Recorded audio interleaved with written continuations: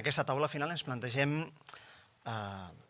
ens preguntem, ens interroguem sobre els criteris per al disseny, per a la planificació d'estratègies socioculturals locals.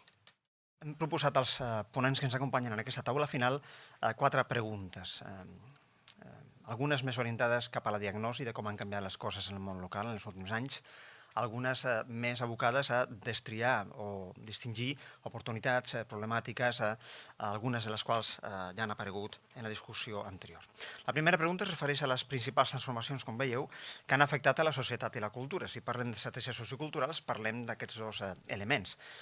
La societat, grosso modo, i en 15 segons, per tant ja em perdonareu, però la societat faria referència a com es comporten els individus, mentre que la cultura faria referència a què és el que tenen en el cap quan es comporten com ho fan. Per tant, són dues qüestions molt relacionades, però també val la pena distingir-ho.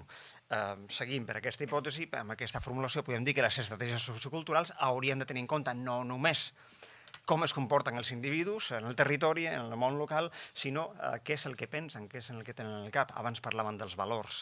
Per tant, sembla que la primera qüestió és aquest tema de diagnosi, de quines han estat les transformacions principals pel que fa a la societat i la cultura quan pensem en el món local.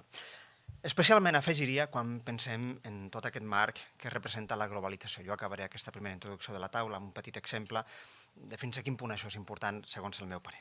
I per tant, quines són les influències que aquest món global ens proposa quan ens disposem a proposar, a projectar, a definir, a dissenyar criteris de planificació d'estratègies socioculturals en el cas del món local.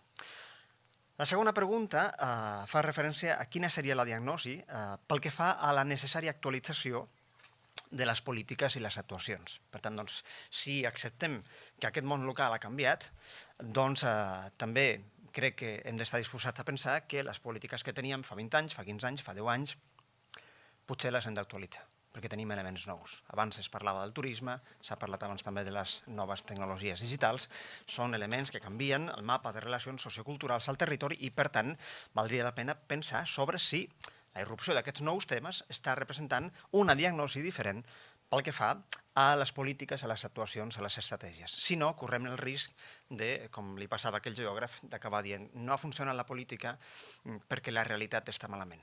No la política, la realitat. I per tant, com que no és l'esperit de la taula pensar d'aquesta manera, és una pregunta pertinent.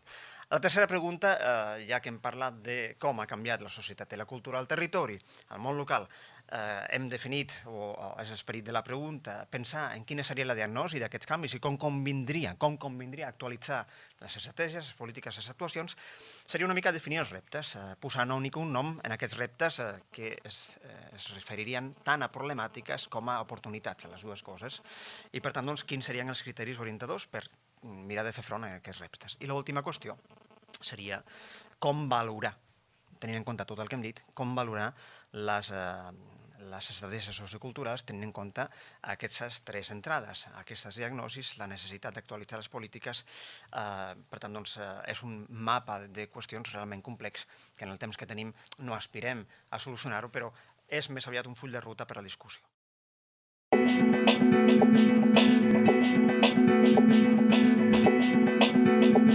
En relació amb el que hem comentat aquest matí, se'ns plantejava, se'ns convidava a pensar, l'Eduard Miralles ho feia, crec, d'una manera molt clara, algunes estratègies per introduir criteris nous a l'hora de definir actuacions socioculturals.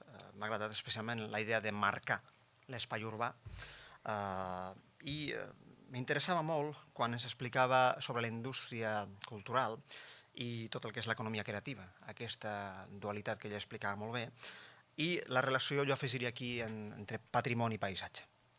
La paraula paisatge no m'ha semblat que sortís almenys en la part que jo he estat aquest matí i crec que és un tema també de futur per la innovació, la creativitat. S'ha parlat del turisme, el mateix Eduard feia referència als temes gastronòmics, és a dir, el paisatge es pot traduir en molts vectors, en moltes qüestions, en moltes escales que crec que ens obre portes per repensar aquestes estratègies.